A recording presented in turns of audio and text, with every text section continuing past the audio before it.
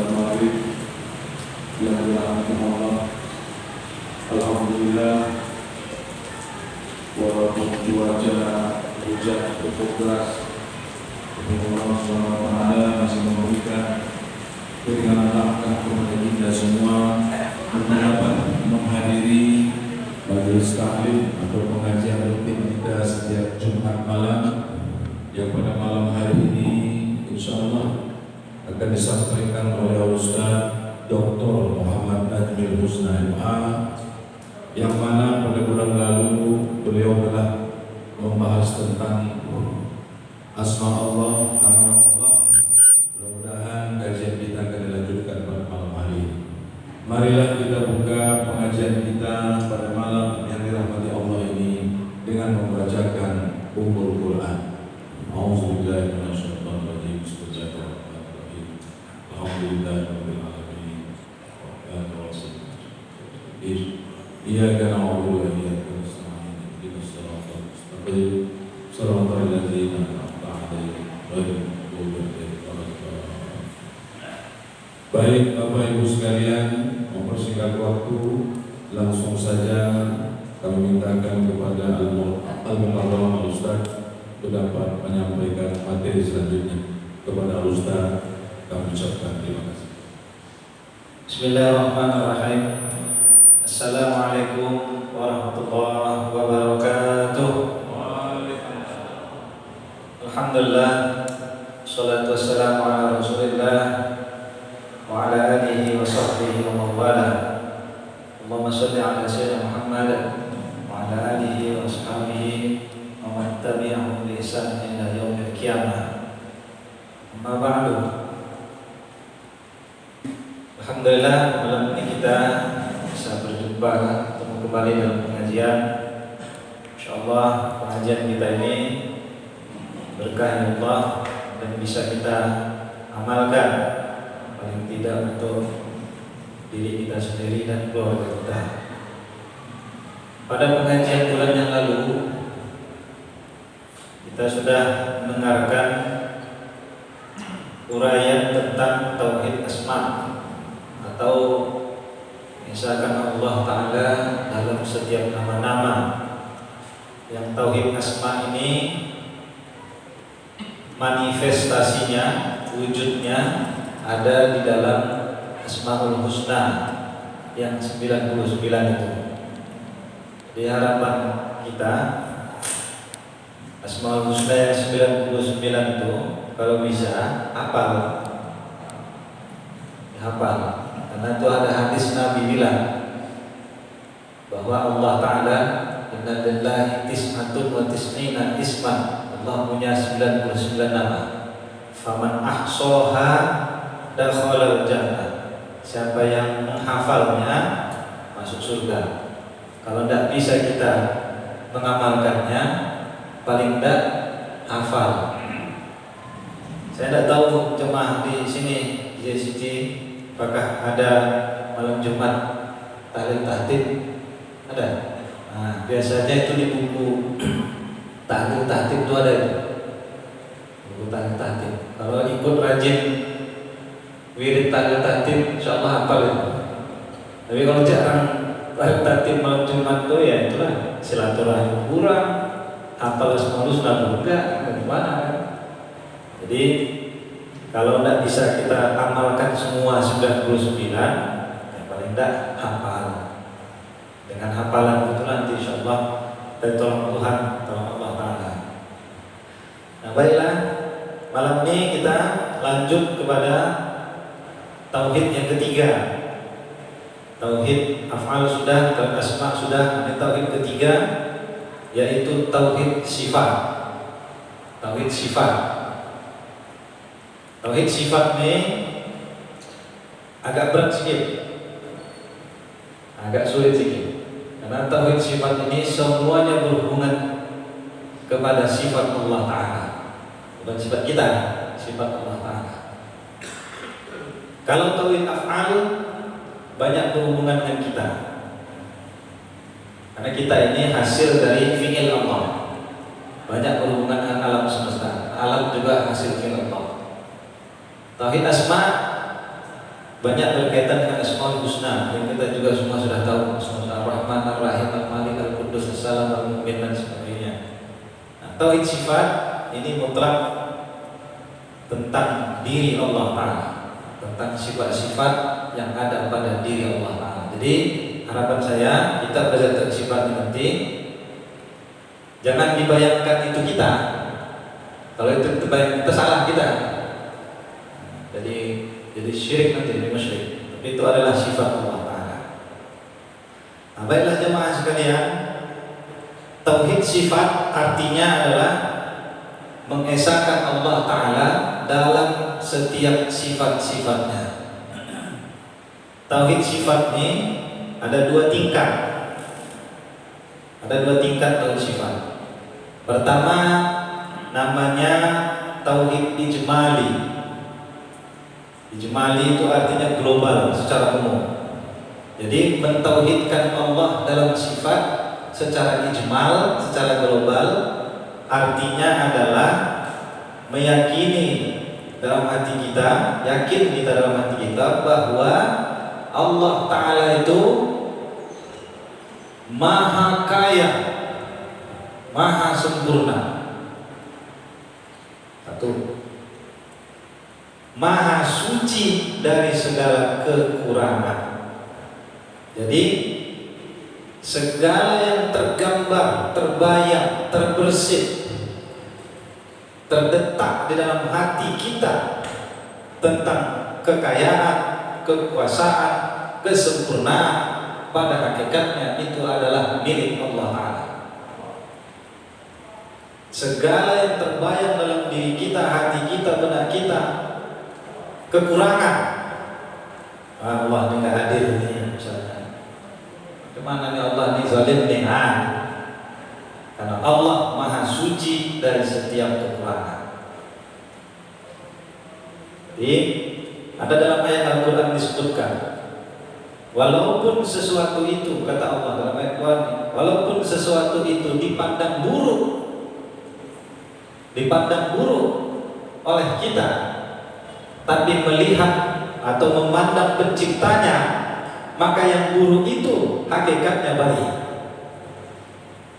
Nah, cuma itu. Contohnya sakit. Kena sakit. Sakit ini kan bagi kita dipandang buruk. Mana kalau sakit tidak bisa apa-apa. Tapi memandang hakikat yang memberi sakit, siapa? Allah Ta'ala. Maka sakit itu pun baik ketimbang tak dikasih sakit, kan gitu. Nah, jadi ini namanya tauhid ijmali, mentauhidkan Allah secara umum, secara global.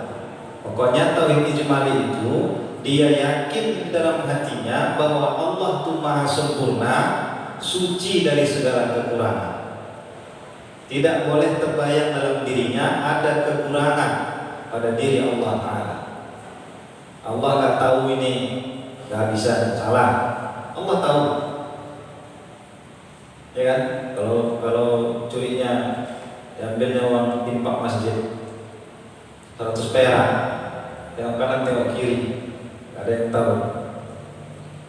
Kira-kira ada yang tahu? Dan Allah tahu. Tak mungkin Allah tak tahu karena Dia sempurna. Kalau Allah tidak tahu berarti Dia kekurangan. Maha suci Allah Ta'ala dari kekurangan. Nah, ini namanya tauhid ijmali. Nah, yang kedua, tingkat kedua, kalau itu tauhid ijmali itu saya kira mudah itu, enggak sulit, gampang. Yang kedua ada namanya tauhid tafsili, mentauhidkan Allah dalam sifat-sifatnya, tapi secara terperinci, tafsili. Tauhid tafsili ini adalah mengesahkan Allah Ta'ala, yakin dalam hatinya bahwa Allah Ta'ala itu bersifat dengan 20 sifat wajib, mustahil 20, jaiznya 1. Ini terperinci. Kalau tadi tauhid ijmali kan global, bahwa Allah Ta'ala itu maha sempurna, maha kaya, tak dirinci. suci dari segala kekurangan, tidak dirinci. Paham ini ya? Lalu tauhid tafsiri merincinya. Kesempurnaan Allah Ta'ala itu ada pada minimal kita yakin Allah Ta'ala itu bersifat 20 sifat wajib, mustahil 20, satu jaiz. Jadi 41 disebut dengan sifat wajib 20, sifat mustahil 20, sifat jaiz 1. Nah, inilah yang mau diterangkan satu persatu. Jadi saya kira ini materinya agak berat. Pertama berat menerimanya, kedua berat pahamnya, memahaminya berat. Karena ini banyak berkaitan dengan logika, mantik dan filsafat. Sebab ini berkaitan dengan cara berpikir kita. Gitu. Yang selama ini mungkin Allah begini, mungkin aku dibuat Allah jadi begini ya. Dengan tauhid sifat 20 ini itu disingkirkan semua itu. Jadi inilah namanya tauhid tafsir, ya. Ada spidol, ada ya. 20 sifat wajib, lawannya 20 sifat mustahil, satu sifat jaiz. Wajib, mustahil, jaiz. Meyakini ini namanya tauhid tafsir. Bukan berarti orang yang yakin dengan tauhid ijmali salah, enggak. Itu udah betul. Dia yakin Allah kaya sempurna, dia yakin Allah tidak kekurangan, itu sudah benar.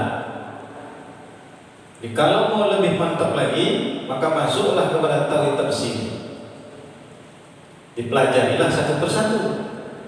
Bagaimana bentuk kesempurnaan Allah Ta'ala, bagaimana kekayaan Allah Ta'ala itu. Paling tidak kita meyakini tahu 20 sifat wajib, 20 mustahil, 1 jaiz, 41. Ini oke ya. Sampai situ udah maklum nih ya, paham ya. Nah, apa saja yang 20 sifat wajib yang wajib kita yakin percaya itu? Yang 20 itu menjadi kesempurnaan Maha Kaya Allah Ta'ala. Yang pertama, wujud.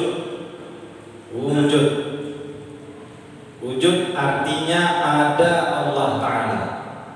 Makna wujud itu ada 3. Ada 3 makna wujud. Makna ada Allah Ta'ala itu ada 3. Ya. Ini ada rekam ya. Mesti rekam nih. Kalau nggak rekam nih, besok nggak diulang lagi tuh. Lanjut terus. Makna ada Allah Ta'ala itu 3. Allah ada.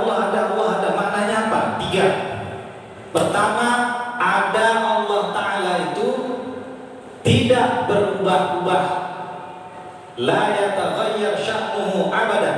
Itu dalam bahasa kita. Tidak berubah-ubah ada Allah Ta'ala itu. Tidak seperti ada kita.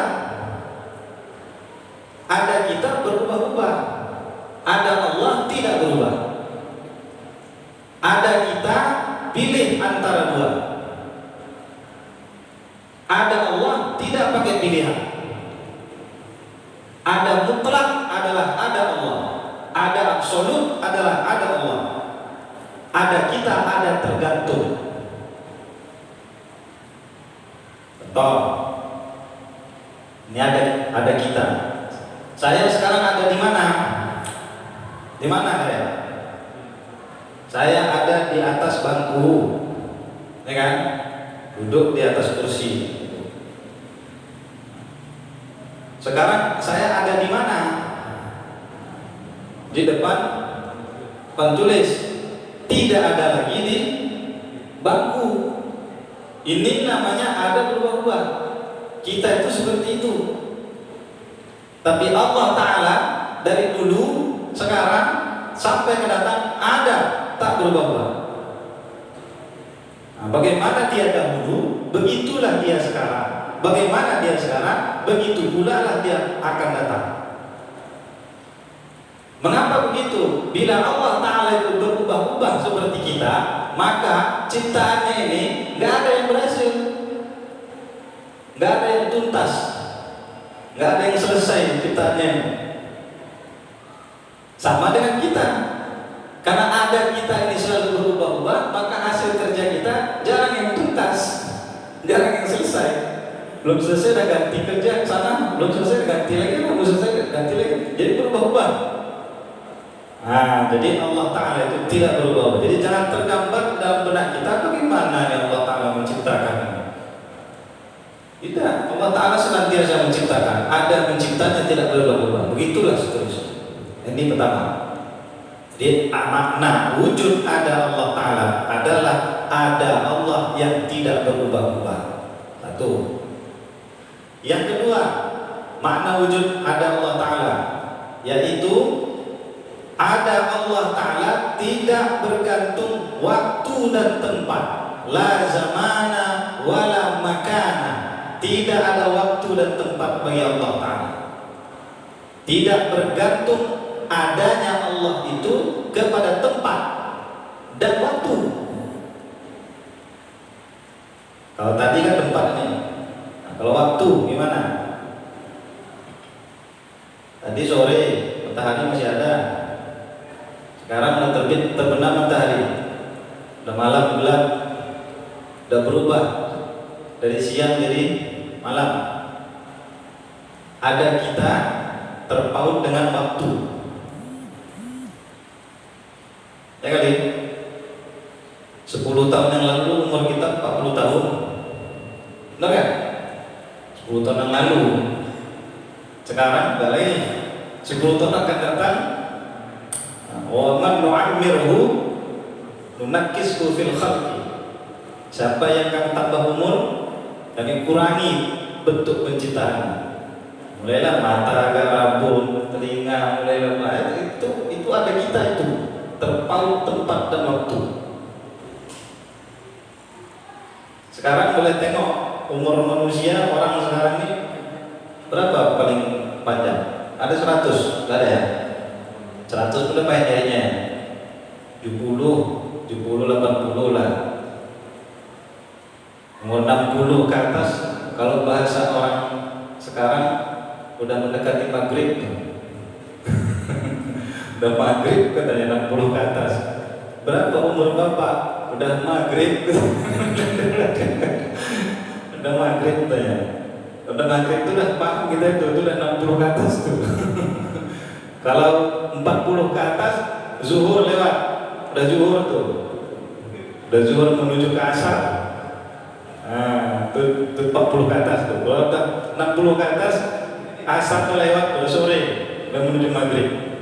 Itu kita tuh. Ada kita. Dulu ada kita di mana? Ada kita dulu di dalam ilmu Allah Ta'ala. Lalu ada kita di dalam ilmu Allah Ta'ala, dipindahkan Allah kepada ada kita di dalam rahim mak kita. Nah, 9 bulan 10 hari dipindahkan Allah lagi ada kita ke alam dunia. Ila ajalin musamma. Ditetapkan Allah masing-masing kita ada waktu. Terpaut ada kita di dunia ini dengan waktu. Saya mungkin sampai umur 60, Andi mungkin sampai umur 70, siapa mungkin umur 80, ada waktu. Itu tidak bisa kita bantah tuh.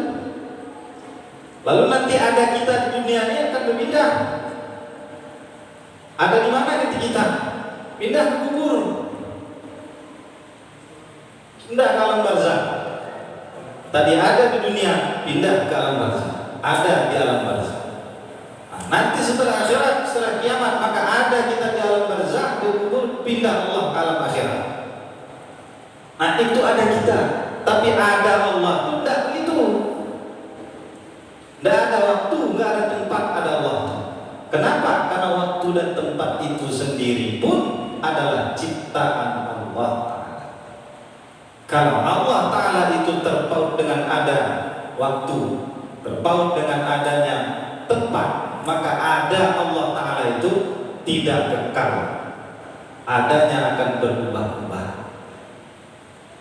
Nah, ini kedua, makna wujud ada Allah. Pertama tadi ada Allah Ta'ala tidak berubah-ubah. Yang kedua, ada Allah Ta'ala tidak terpaut ruang waktu, tempat dan waktu. Oke ya? Ya. Kalau kita terpaut ruang waktu, kita terpaut dengan hitam putih, kita terpaut dengan diam dan gerak. Kita nggak bisa pilih, nggak bisa kita kerjakan dua-dua, diam dan gerak dalam satu waktu. Bisa nggak? Nggak bisa. Kalau nggak diam, gerak. Ketika kita diam, berarti kita disebut ada diam, tidak ada gerak. Ketika kita gerak, disebut ada gerak, tidak ada diam. Nah, itu berubah-ubah. Ada waktu dan tempat. Tidak bisa tuh orang tidak diam, tidak gerak dalam tempat itu, atau bergerak dan diam dalam satu waktu. Nah, ada. Pilih itu satu. Nah, itu kita itu. Allah tidak begitu. Nah, jadi luar biasa Allah Ta'ala itu. Ustaz, memang iya lah. Memang jadi Tuhan. Allahu Rabbul Alamin. Tuhan. Semua yang kita kenal termasuk di alam. Warna kita kenal termasuk alam. Sifat kita kenal termasuk alam. Allah menciptakannya. Ruang waktu kita kenal termasuk alam. Jadi di luar alam semesta. Makanya disebut orang Allah Ta'ala itu supra rasional, di atas hukum akal. Jadi ada rasional, masuk akal. Ada irrasional, gak masuk akal. Ada yang di luar dua ini, namanya supra rasional, di atas akal, tak terjangkau sama akal. Makanya kalau ada orang mencari-cari Allah, memikir-mikirkan Allah, ya putus akalnya. Jadi apa itu Ustaz? Ya. Jangan cari Allah, cukup teryakin begitulah wujud Allah, ada Allah Ta'ala. Habis. Tapi pikir-pikir kacau ini. Nah, karena akal itu aklun itu artinya batas, ikatan. Ikal. Orang Arab itu kalau kayak serban dia kan ada hitam-hitam di kepalanya itu. Nih, ikal namanya itu. Kalau bahasa Indonesia ikal, kalau bahasa Arab namanya ekor. Aklun, ikat. Akal itu mengikat. Allah itu di luar akal itu. Jadi kalau orang-orang mikir Allah, cari Allah, putus lah ikatnya. Nah, sadar. Jadi bukan logika. Iman kita yakin begitulah ada Allah Ta'ala. Ini makna wujud Allah Ta'ala itu. Nah, ketiga, makna wujud Allah Ta'ala atau ada Allah Ta'ala. Makna wujud ada Allah Ta'ala yang ketiga adalah adanya Allah Ta'ala itu ya ada dengan sifatnya, dengan namanya, dengan af'alnya sekaligus. Jadi ada Allah berarti harus kita pahami fi'ilnya, ismanya, sifat sekaligus. Jadi antara fi'il Allah, asma Allah dan sifat Allah tidak bisa dipisah-pisahkan. Karena fi'il, asma, af'al, sifat ini tiga-tiganya berada di dalam wujud Allah Ta'ala. Jadi beda sama kita. Kalau kita bisa pisah. Tuh, pekerjaan kita bisa kita pisah-pisah. Ini pekerjaan saya sekarang ngapain misalnya. Pekerjaannya saya sedang menulis. Ini pekerjaan menulis. Lalu saya sekarang sedang duduk. Bisa digitukan. Kalau Allah Ta'ala tidak. Karena pekerjaan Allah Ta'ala itu hakikatnya menunjukkan keberadaannya. Adanya, tidak bisa dipasang. Inilah dia. Faqala Ta'ala dalam Al-Quran Allah menyebutkan Allahul ladzi khalaqas samawati wal arda wa ma bainahuma. Ini dalilnya. Allah lah yang menciptakan langit dan bumi dan segala apa yang ada di antara keduanya. Artinya wujud Allah Ta'ala itu dalam hal menciptakan tidak berubah, tidak terpaut ruang waktu dan tidak bisa dipisahkan dari fi'il, isim dan sifatnya.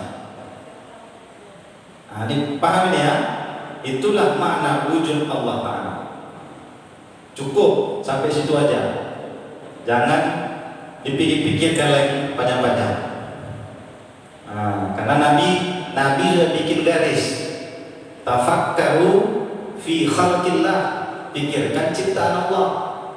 Wala tufakkiru fi zatillah, jangan pikirkan zatnya. Cukup bagi kita faham, yakin wujud Allah seperti itu. Oke ya, ini wujud, cukup wujud. Jadi tulis nih. Ini nulisnya pakai bahasa Indonesia. Cuman yang nulisnya ini. Campur. Satu, wujud Allah ini maknanya dari 3. Satu, wujudnya la yata'allaq bitaghayyur. Kedua, la yata'allaq bizaman wal makan.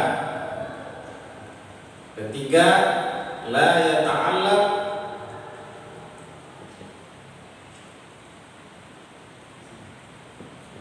bi tafriqatil af'al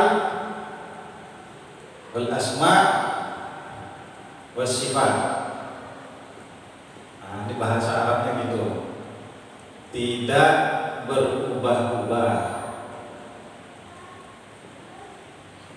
tidak terpaut waktu dan tempat, tidak dipisah-pisahkan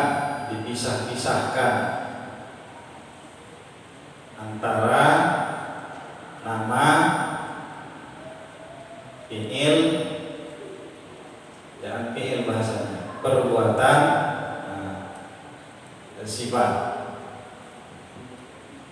Itulah dia dalilnya tadi. Oke ya. Oleh karena itu jamaah sekalian, sifat wujud Allah Ta'ala ini, sifat wujud, sifat pertama ini disebutlah sifat nafsiyah namanya. Jadi sifat wujud ini dinamakan dia sifat nafsiyah. Nafsiyah ini artinya diri, sifat diri Allah Ta'ala. Karena segala yang berkaitan dengan wujud itu berkaitan dengan diri zat Allah Ta'ala itu. Paham ini ya? Makanya disebut dia sifat nafsiyah. Konsep sifat nafsiyah ini ya diberlakukan kepada kita agar kita yakin dalam setiap perbuatan kita, pekerjaan kita, apapun yang mau kita kerjakan, kita sadar, kita yakin ada Allah Ta'ala. Tuh. Makanya Nabi waktu pergi mau hijrah, lupa saya itu sejarahnya, ditemani sama Abu Bakar di Gua Sur, dikejar sama orang kafir Quraisy. Lalu pada saat itu orang kafir Quraisy itu sudah nunggu di depan gua, karena ada kisahnya itu. Datanglah laba-laba, ya kan, pasangnya jaring di depan pintu gua tadi. Jadi orang kafir Quraisy lihat gak mungkin ada orang dalam gua itu, sebab jaring laba-labanya masih sempurna. Tapi Abu Bakar yang menemani Nabi di gua itu, di Gua Sur itu udah takut ketahuan takap. Apa kata Nabi? Ya Abu Bakar, wahai Abu Bakar, la takhaf wa la tahzan, innallaha ma'ana. Jangan takut, jangan gentar, Allah bersama kita. Kalimat Allah bersama kita itu adalah iktikad terhadap wujud ada Allah. Jangan takut. Takutlah kan Ustaz, kena corona, betapa cepat Tuhan aja gitu. Ada Allah Ta'ala, jangan takut.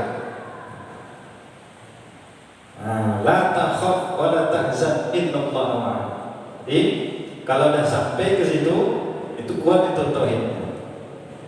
Tuh. Karena di mata dia, di hatinya, keberadaan Allah Ta'ala, wujud Allah Ta'ala itu lebih besar dari keberadaan yang lain.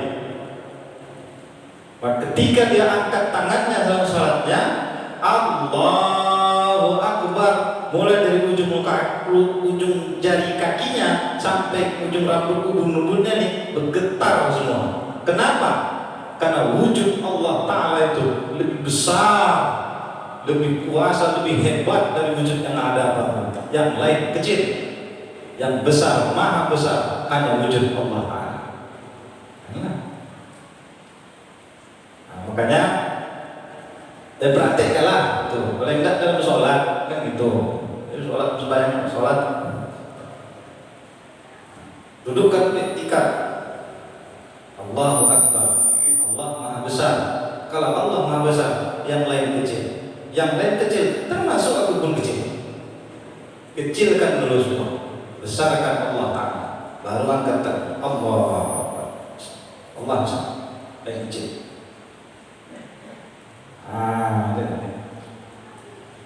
Oke ya, jadi kita cukupkan tentang sifat wujud. Jadi mudah-mudahan bisa praktekkan paling tidak dalam sholat ketika takbir. Nah, sekarang kedua. Yang kedua, kidam namanya.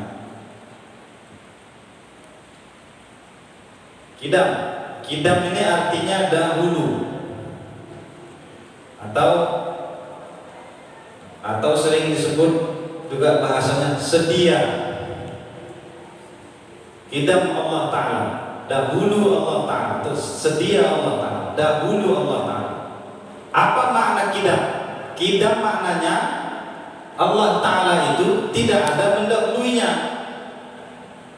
Jadi ada 4 yang dibuang oleh kidam. Dibuang sama kidam 4. Pertama, tidak ada awal. Kedua, tidak ada pertama. Ketiga, tidak ada yang memulakan. Keempat, tidak ada yang mendahului. Ini dibuang semua sama kidam. Tidak ada awal bagi Allah. Tidak ada pertama bagi Allah. Tidak ada yang memulakan Allah Ta'ala. Dan tidak ada yang mendahului Allah Ta'ala. Apa dalilnya? Dalam surah Al-Hadid, huwal awwalu wal akhir wal zahiru wal batin wa huwa bikulli syai'in alim. Wal awwal, dialah yang awal, qadim. Jadi kan disebut zaman, waktu, ruang dan waktu pun dia yang ciptakan. Allah lebih dahulu dari ruang dan waktu. Jadi salah itu. Siapa itu? Siapa? Einstein kan bilangnya ruang dan waktu duluan, baru ada Tuhan. Dibaliknya pula logika. Kenapa gitu? Kalau nggak ada ruang dan waktu, bagaimana ada orang menyebut itu adalah Tuhan? Mana logikanya? Paham maksudnya? Mana duluan? Kita apa Allah? Ini kata Einstein nih. Kata Einstein, duluan kita dari Allah. Loh, kok bisa gitu? Kata Einstein, kalau kita nggak dahulu ada, tidak ada yang menyebut ada Allah. Katanya. Macam mana nih? Jadi sama orang tauhid dibalikkan. Mau kamu ada, mau kamu tidak ada, mau semua alam semesta ini nggak ada, mau seluruh isi bumi ini nggak ada, hancur selama habis nggak ada, Allah tetap ada. Tuhan ada. Nggak ada urusan sama Tuhan tuh, urusan sama kita itu. Diputar sama tauhid. Logika orang-orang filsafat, termasuk Einstein begitu. Jadi ruang waktu duluan daripada Tuhan. Makanya ada dulu saya pernah baca buku, judul bukunya God is Dead, Tuhan dah mati gitu. Kacau nih buku nih. God is Dead, Tuhan dah mati gitu. Jadi inilah pemikiran-pemikiran yang seperti inilah yang berbahaya, sehingga Allah Ta'ala itu tidak qadim jadi. Jadi tidak ada yang mendahului Allah Ta'ala. Jadi bagaimana membuktikannya? Kalau empat ini ada yang mendahului, ada yang mengawali Allah, ada yang duluan dari Allah, ada yang memulaikan Allah, ada yang mendahului Allah Ta'ala. Kalau ada yang empat ini, maka terjadi dua. Akan terjadi dua. Pertama namanya daur, terjadi daur. Kedua namanya tasalsul, daur dan tasalsul. Ini dua-dua tidak mungkin, karena ini sudah dibatalkan. Tapi kalau ada pemikiran kayak begini, maka terjadi yang dua ini. Daur ini artinya apa? Daur ini artinya saling menciptakan. Tasalsul ini artinya apa? Cipta mencipta sampai tidak berakhir. Daur, tasalsul. Daur artinya saling menciptakan. Bagaimana Bu bentuknya? Seperti ini contohnya. Ini contoh daur nih. Tuhan A sama Tuhan B. Ya, jika kalau tembus kan Tuhan A sama Tuhan B terjadi daur, saling menciptakan. Bagaimana? Tuhan A menciptakan kepala Tuhan B, Tuhan B menciptakan kaki Tuhan A. Paham ya? Ini daur namanya nih. Artinya Tuhan A tidak mampu menciptakan badan Tuhan B, Tuhan B tidak mampu menciptakan kepala Tuhan A. Batal etikat seperti itu. Itulah tadi dia bilang tadi, manusia kita nih lebih dulu dari Allah Ta'ala. Kalau kita lebih dulu dari Allah Ta'ala, kacau. Siapa yang mencipta, siapa yang mencipta? Ini. Atau terjadi tasalsul. Tasalsul itu artinya cipta mencipta sampai tidak ada akhirnya. Tuhan A menciptakan Tuhan B, Tuhan B menciptakan Tuhan C, Tuhan C menciptakan Tuhan D, Tuhan D menciptakan Tuhan E, Tuhan E menciptakan F, F menciptakan Tuhan G, Tuhan G menciptakan Tuhan H, Tuhan H menciptakan, nggak habis-habis, putar-putar situ. Ini namanya tasalsul. Jadi ini mustahil. Semua etikat ini dihapuslah oleh sifat qidam. Dahulu Allah Ta'ala, wal awwalu wal akhir, wal zahir zahir nyata, wal batin, dia dibalik semuanya. Ini etikat. Ya, kalau ada dua Tuhan, tiga Tuhan, empat Tuhan, lima Tuhan, lebih dari Esa, tunggal, ada banyak Tuhan, dua Tuhan. Ya, kalau terjadi begitu dalam pemikiran, dalam etikat seorang, maka boleh jadi nanti dua Tuhan itu satu berantem. Betul nggak? Logika gampang yang gitu. Berkelahi nih dua Tuhan nih. Berkelahi ngapain Ustaz? Berkelahi siapa Tuhan menciptakan? Kata Tuhan aku dulu, kata Tuhan aku dulu, dan berantem lagi. Satu. Atau kedua, nggak berantem, apa yang kedua? Berlomba. Lomba dengan Tuhan, siapa duluan menciptakan? Duluan. Kayak kita kalau lomba 17 Agustus naik balap karung, kan? Siapa duluan jadi juara satu? Berlomba. Atau terjadi ketiga, rapat Tuhannya, musyawarah. Duduk diskusi, rapat dulu. Ayo kita rapat dulu. Ngapain rapat? Menciptakan Adam. Nah, kacau. Nah, jadi inilah logika paling gampang gitu, membatalkan orang yang tikatnya yakin ada 2, 3, 4, 5 Tuhan. Kalau ada 2, 3, 4, 5, 6, 7, 8, 9, 10 Tuhan, terjadi 3. Gampang. Bisa jadi nanti Tuhan-Tuhan itu berkelahi, atau Tuhan-Tuhan itu berlomba-lomba saling ciptakan, atau Tuhan-Tuhan itu musyawarah, rapat dulu dia ciptakan. Kalau Tuhannya musyawarah dulu, kita kapan penciptanya atau mustahil sih musyawarah aja kan? Kayak negara kita nih ya, masih berapa dia rapat, musyawarah, rapat sana, rapat sini. Saya nih seminggu nih, kurasa 20 kali ada rapat. Minggu nih 20 kali. Capeknya bagi rapat. Pelaksanaan terkapan sih rapat ya rapat. Mana rapat? Nah itulah. Kalau terlalu banyak Tuhan. Jadi rapat semua. Ini logika gampang. Nah, jadi bagaimana maknanya? Kita itu kan mereka. Kita tidak salahkan karena sudah begitulah mungkin jalan dibikin Allah bagi mereka. Seperti contohnya orang Muslim. Saudara-saudara kita Kristen, saudara-saudara kita di Hindu, saudara-saudara kita di Buddha, mereka itu kan percaya banyak Tuhan. Hindu contohnya ada 3 Tuhan kan, Trimurti, Brahma, Wisnu, Siwa. Brahma menciptakan, Wisnu memelihara, Siwa menghancurkan. Kelahi kacau. Nah, jadi padahal kita Allah Ta'ala sudah menyatakan Qul Wallahu ahad, Esa tunggal, dia sendiri. Wal awwalu wal akhir wal zahir wal batin. Itu pegang Wallahu ahad. Bagaimana ahad? Wal awwal wal akhir wal zahir wal batin wa huwa bi kulli syai'in alim. Dia yang awal, dia yang akhir, dia yang nyata, dia yang dibalik ini semua. Dia tahu sebelum yang lain pun dia sudah tahu.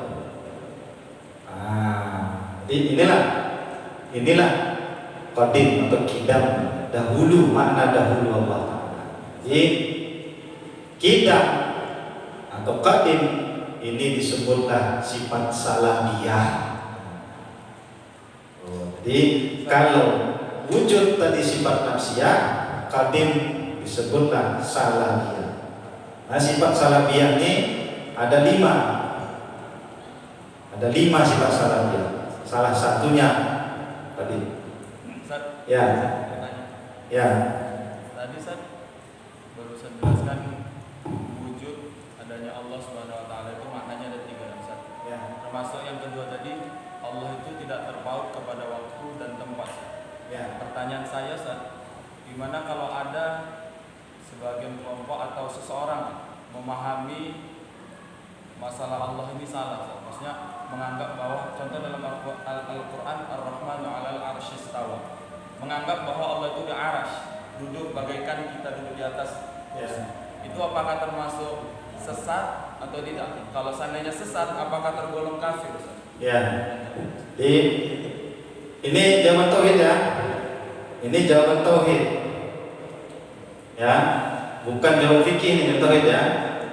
Siapa yang mengiktikadkan seperti itu sesat sesatnya, masuk neraka. Habis. Masa Tuhan yang duduk di atas langit. Ingat, ayat itu tidak menyebutkan Allah. Ar-Rahman, titik. Ar-Rahmanu 'alal 'arsy istawa. Rahman. Nama bukan zat Allah Rahman itu. Iyalah, kan kemarin sudah sebutkan laqab namanya gelar. Contoh. Misalnya Syadi ini kan, nama dia Ali Nafia. Dah, gelarnya apa? Apa gelarnya? Misalnya, apalah gelar dia? Misalnya, orang jujur, tuh, orang jujur, ya, atau si jujur. Nah, itu apa? Dah, mana yang nama sebenarnya? Ali Nafia apa si jujur? Ali Nafia itu nama sebenar. Si jujur itu laqabnya, gelarnya, asmaul husnanya. Si jujur itu sifatnya bukan. Nah,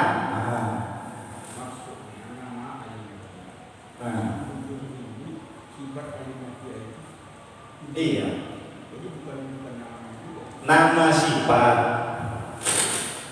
Nama sifat, nama perbuatan, nama zat. Nama zat apa? Nama zat apa? Kul wallah ahad. Allah.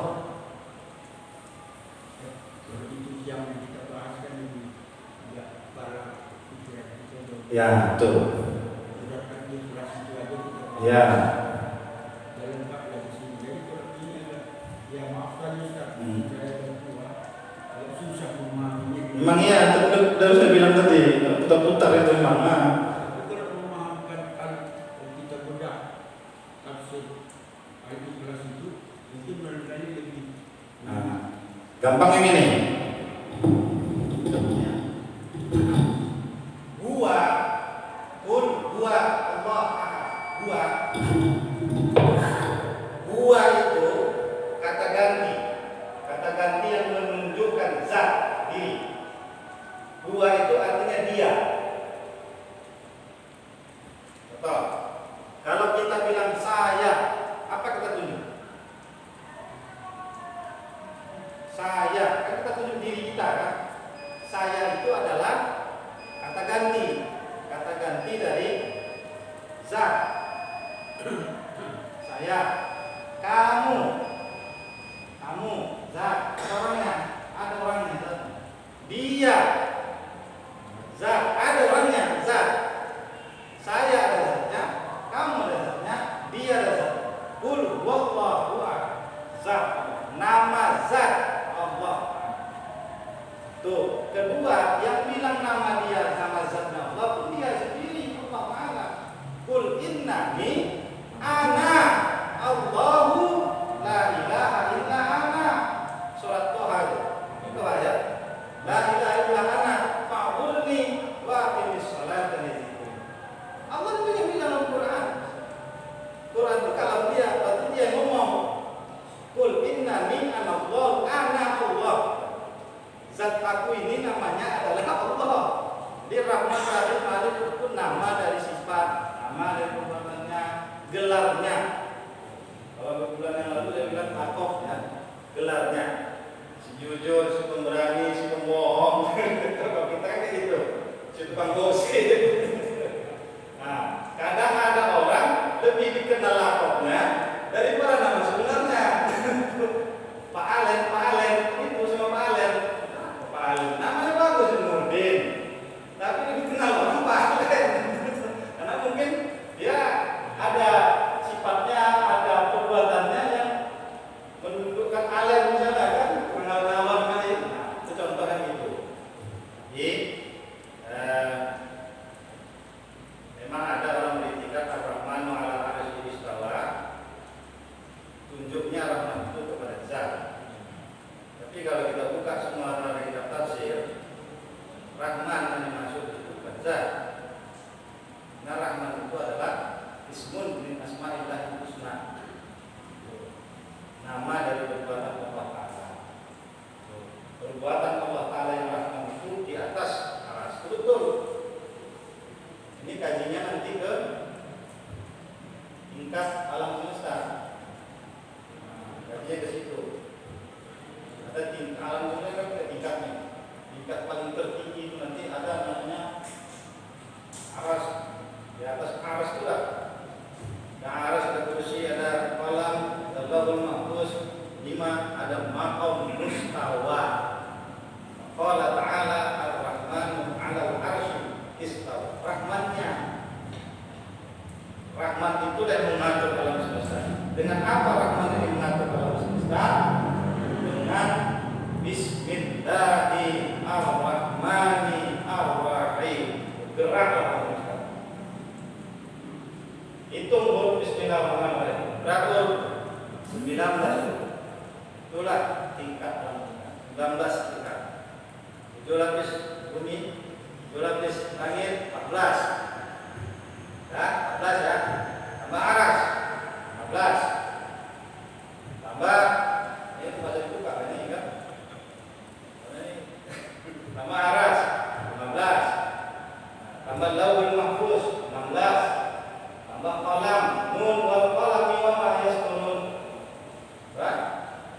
Dari itu tambah maqam mustawa 19 masing-masing itu 3 juga. Makanya tibaqah katanya di surat Al-Mulk itu, jadikan langit dan bumi tibaqah, bertingkat-tingkat, tabaqatan. Di Ar-Rahman itu yang di situ. Makanya dalam kajian tafsir, sifat Ar-Rahman itu tidak memisah-misahkan mana yang baik, mana yang buruk. Yang baik kasih, yang buruk kasih. Orang kafir kasih, orang muslim kasih. Rahman, betul itu. Tapi Rahim enggak. Rahim tingkatnya. Kata Rahim, aku yang mungkin adalah yang mungkin kasih kelebihan Rahim. Kalau Rahman enggak, semua kasihnya. Di Rahman itu menurut tauhid. Ya, jadi menurut tauhid Ar-Rahmanu 'ala 'arsy istawa, yang di atas aras menjuntai katanya itu bukan zat Allah Ta'ala, yang itu adalah ismun min asma'illah Ta'ala, nama dari namanya Allah Ta'ala, nama perbuatan Rahman, nama perbuatan kasih sayang. Nama perbuatan kasih sayang itu apa? Ar-Rahman, perbuatan Allah. Itulah apanya, tafsirnya. Paling gampang melihat penjelasannya nanti, tapi nggak tahu saya itu sudah ada benda terjemahnya. Tafsir Al-Kabir, nama tafsirnya Mafatihul Ghaib, Imam Ar-Razi yang ngarang. Imam Ar-Razi itu hampir 20 halaman menjelaskan kalimat Ar-Rahman 'alal 'arsy istawa. Dia tetap ujungnya dia membantah itu bukan zat Allah Ta'ala. Karena kalau itu zat Allah Ta'ala maka bersemayam Tuhan, terpaut dia dengan ruang dan waktu, dan itu macam saya bilang tadi. Ini tauhid. Tapi kalau kita ke fikih, kita tahu ada saudara kita berpaham seperti itu, Pak. Jangan dia Pak. Fikih kita pelihara juga. Tuh. Kau susah kok, jangan. Biarlah itu dia yang pahamnya begitu. Nanti kita tengok di akhirat siapa yang betul pahamnya gitu. Karena ujung-ujungnya kan alaihissallahu bi ahkamil hakim. Allah lah yang maha hakim. Dah, habis ini. Coba kali. Oh iya. Stop. Benar-benar nggak terasa. Jadi itu saja dulu kali pertemuan mengaji kita malam ini. Mudah-mudahan Allah Subhanahu Wa Taala merahmat pada kita. Dan Allah berserah diri. Dan Allah terjun umur. Billahi taufiq wal hidayah. Assalamualaikum warahmatullahi wabarakatuh.